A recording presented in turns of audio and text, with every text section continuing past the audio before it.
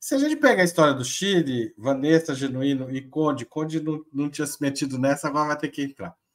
A gente vai ver que o Allende era considerado um inimigo do governo norte-americano, claramente, 10 anos antes, nas eleições anteriores que ele ganhou, né? Em 64, 54, 53, o Genuíno pode, talvez, lembre melhor que eu. A campanha contra o Allende não é uma campanha de ocasião, né? Na verdade, havia muito pouco espaço para composição com a direita lá. Além disso, o governo Salvador Allende tinha uma pauta tremendamente mais progressista que a do governo Lula. Você não acha que você está, Vanessa? E ele teve ilusão nos militares. E ele teve ilusão nos militares, que botou o Pinochet como ministro da Defesa. E nisso ele é bem parecido com o governo Lula. Então eu vou provocar vocês. Essa comparação de fato faz sentido neste momento? Vou começar porque ainda não se meteu com a história do Chile, que é o Gustavo Conde. Assim, o pessoal fica na ansiedade esperando a opinião do Genuíno e da Vanessa. Olha, aproveita para compartilhar, avisa as pessoas que o Genuíno vai opinar sobre isso. A Vanessa vai opinar sobre isso enquanto o Conde fala. Conde, também quer a sua opinião. Eu acho que a cena chilena, a Vanessa trouxe com muita consistência, porque a gente está vivendo 50 anos, né, do golpe no Chile. Então, existe uma memória e existe a eterna a América Latina como quintal dos Estados Unidos. Aliás, eu até tenho uma coisa, para quem virou quintal dos Estados Unidos agora é a Europa, né? Aliás, sempre foi, né? A Europa sempre foi quintal dos Estados Unidos. Agora a gente ficou sabendo disso, né? Um pouco melhor. Talvez a América Latina não esteja tão submissa assim como a Europa nesse momento. Mas é um quintal que eles cuidam um pouquinho melhor que a gente também, né? Oi? Lá eles contratam jardineiros, aqui deixa... Olha, a situação da Europa tá muito esquisita. Agora, falando da questão do Lula, dos links que podem ter com a questão chilena, do golpe no Salvador Allende, eu acho que a gente sempre subestimou, viu, esse processo aqui. A gente não pode subestimar tanto. O que foi feito com Dilma Rousseff é algo daquela dimensão. Claro que com atores diferentes, com pressões diferentes e tudo mais. Golpe, como é que se dá um golpe, né? Por exemplo, Lula na prisão também é uma coisa violentíssima, né? Historicamente, a gente sente isso de maneira ainda um pouco amortecida, porque nós estamos no meio do processo. Daqui a 30, 50 anos, as pessoas falam, nossa, prenderam um presidente que ia ganhar a eleição e depois ganhou, foi solto e tudo se reverteu. Eu acho que isso coloca um alerta para todos nós aqui no Brasil, que eu acho que tem a ver com o que ocorreu no Chile. Claro que em linhas gerais, quer dizer, eu não sei até onde podem ser traçadas linhas assim de comparação.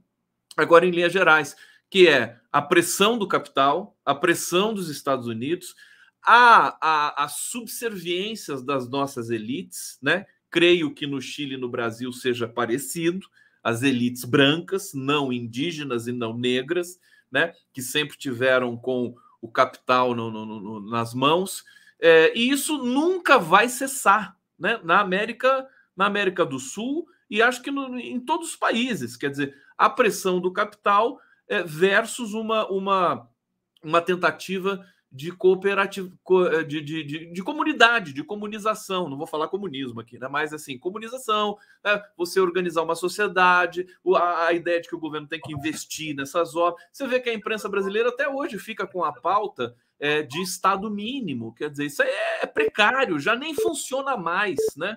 Nem as escolas neoliberais estão muito em cima disso agora.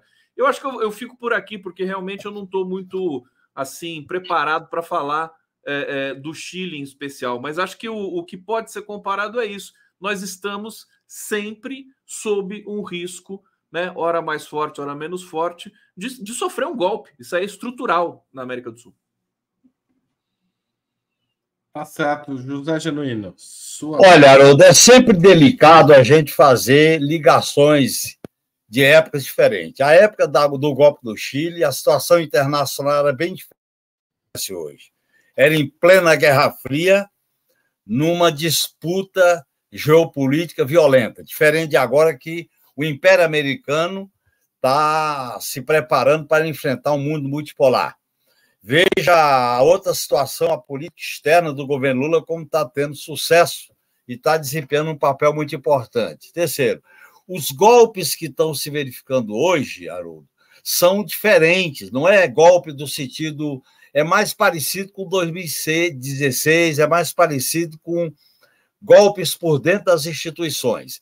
Por outro lado, eu acho que a própria visão do Chile, todo mundo sabe que as forças populares tiveram ilusões nos militares, inclusive o Pinochet era comandante do exército, e veja que ele foi o chefe do golpe. Quer dizer, eu estou insistindo no seguinte... Para enfrentar o golpe, nós temos que botar a mobilização popular como elemento da agenda. Nós temos que mobilizar e organizar a população. O programa do Allende era muito mais à esquerda do que o programa de reconstrução e união do Lula. E outra coisa, a maneira de se dar a confrontação agora, é claro, as condições da dominação neoliberal, da dominação imperialista, nós temos que combinar, enfrentar a extrema-direita, mas a velha direita, que está materializada. Nós temos que enfrentar o teto de gasto, o ajuste fiscal, a questão dos juros altos. Eu só quero insistir no seguinte, a esquerda não pode deixar perder terreno com as massas populares, com o povo. Se ela achar que é só as articulações de cúpula que vai resolver, é um engano. A Dilma... Por que a Dilma foi derrubada em 2016? Porque ela sinalizou que ia fazer o ajuste fiscal com o Levi, pessoal. Por que não houve mobilização? Não houve mobilização para defender o mandato da Dilma. Porque nós ganhamos a eleição num quadro de disputa radical e fomos fazer um governo de ajuste fiscal. Esse é um problema. Por que o Boric no Chile, vamos discutir agora, está caindo nas pesquisas? Porque foi fazer o ajuste fiscal. Então, é necessário a gente entender que, nas condições econômicas do neoliberalismo, nós não podemos ficar presos à agenda do mercado, nós temos que enfrentar. E, para enfrentar, eu acho que, diante de uma aliança ampla, nós temos que priorizar uma aliança à esquerda. A minha divergência em relação à engenharia do governo é não estar costurando uma aliança à esquerda, uma aliança com os movimentos, uma aliança com assembleias, uma aliança com plenárias, uma aliança com o debate político nas ruas. O Lula tem capacidade, tem força para fazer isso, o PT devia estar se articulando com os demais partidos de esquerda para fazer isso. Nós temos que fazer um chamamento às várias experiências de luta das mulheres, da luta antirracista, da luta da comunidade LGBTQIA+, da luta dos gritos excluídos, da luta das igrejas progressistas, da luta da comunidade, da economia solidária, agricultura orgânica, da luta pela reforma agrária, essas várias vertentes para construir um processo de mobilização popular. No meu modo de entender, esse caminho, essa aliança não é sólida, essa aliança não tem consistência, porque ela é frágil, porque não tem um programa. Ela é frágil porque os partidos já estão dizendo que são independentes, então é uma aliança fragilizada. O nosso modelo de coalizão, no meu modo de entender, está fragilizado. É necessário o Lula perceber isso. A genialidade do Lula, por si só, não resolve. A genialidade dele, que eu reconheço, tem que estar associada a um projeto político de disputar o futuro do país, que eu acho que nós estamos muito presos ao taticismo parlamentar. Obrigado, Genuíno. Vanessa.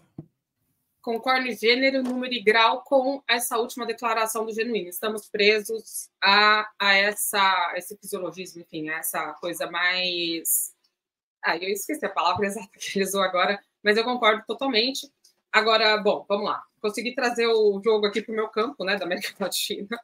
Seguinte, Então o Allende e o Chile tinham os Estados Unidos como inimigo, né? Os Estados Unidos tinham o Chile como inimigo. Bom, quem derrubou a Dilma foi quem? Não fui eu, não foi você, não foram vocês.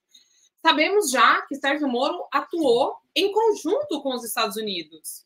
E sabemos que isso foi orquestrado pelos Estados Unidos, dentro dos Estados Unidos, o golpe contra a presidenta Dilma. Então não tem como a gente achar que o Brasil está fora disso e que o Brasil está imune à ação golpista dos Estados Unidos.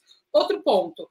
Hoje, a geopolítica é realmente muito diferente do que nós tínhamos na Guerra Fria. Porém, as manobras do imperialismo, hoje nós temos, sob ataque assim, completamente frontal do imperialismo, nós temos Venezuela, Irã, nós temos nós temos Cuba, eternamente, e nós temos a própria Argentina, que, com o acordo do FMI, foi colocada nas cordas, basicamente. Então, mudam-se os métodos, mas o objetivo é o mesmo, é de destruir governos progressistas.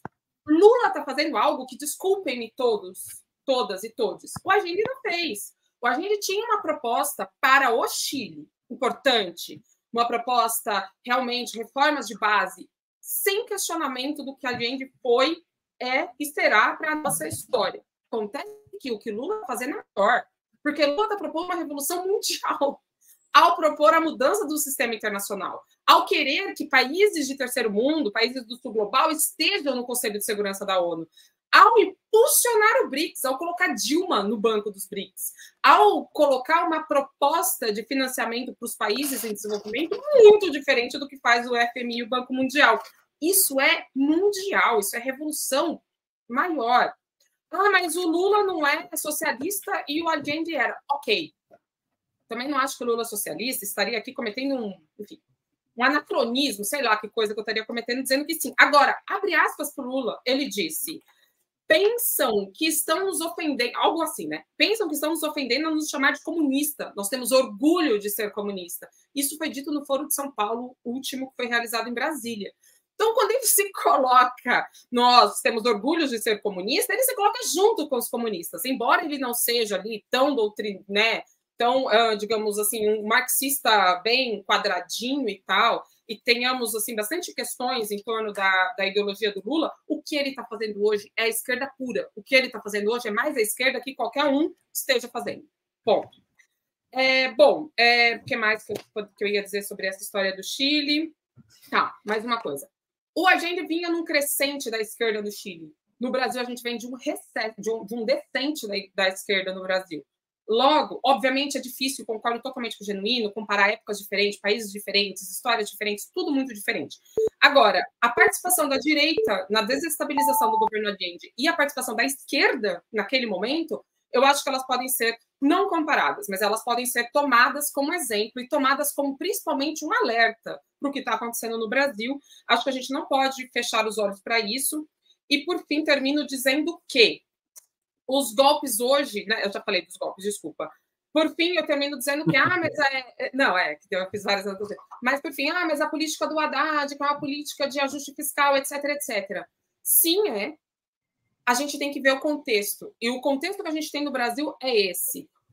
O que o Haddad conseguiu, embora seja muito questionável, criticável, etc., é muito melhor do que a gente tinha antes. Então, a gente está fazendo passo a passo. Nós não estamos fazendo uma revolução. Lula não foi eleito para isso e nunca disse que faria isso. Nós não temos força política para isso, nem povo na rua mobilizado para uma revolução. Então, isso tudo que a gente está falando aqui são reformas mínimas.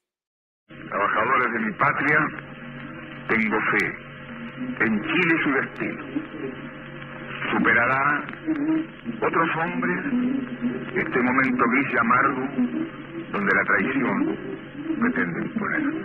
Sigan ustedes sabiendo que mucho más temprano que tarde, de nuevo, abrirán las grandes alamedas por donde pase Don Benigno para construir una sociedad mejor. ¡Viva Chile! ¡Viva el pueblo! ¡Vivan los trabajadores! Estas son mis últimas palabras y tengo la certeza de que mi sacrificio no será en vano. Tengo la certeza de que por lo menos será una lección moral que castigará la felonía, la cobardía y la traición.